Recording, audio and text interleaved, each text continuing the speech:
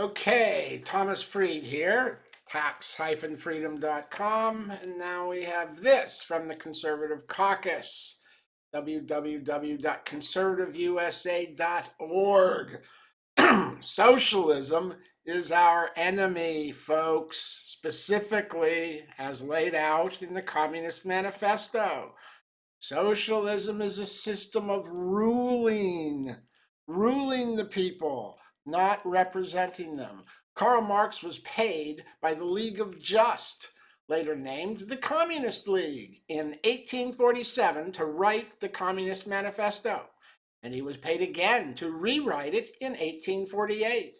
The manifesto was intended to incite violent revolution, was a recipe for tyranny itself, and was later used as propaganda, a glorious goal to believe in for blind followers to the reality of the brutal dictatorships that oppressed all workers and slaughtered millions under communist rule.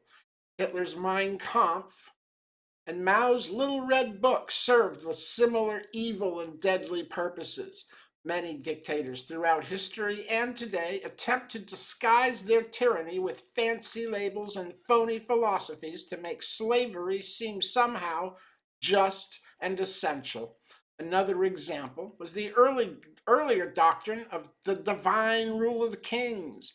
These 10 steps of the manifesto are just a part of the manifesto's full text, which can be found on the web.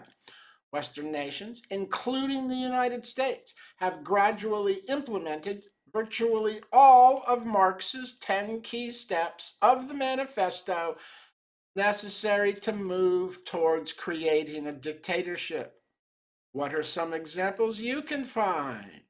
Americans would be wise to study the 10 planks and demand that the President and Congress abolish all regulations, laws, regulations, and agencies which govern these and all other unconstitutional seizures of power by the government.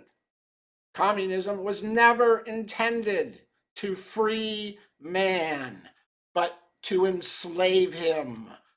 Indeed, the Communist Manifesto promised a dictatorship of the proletariat.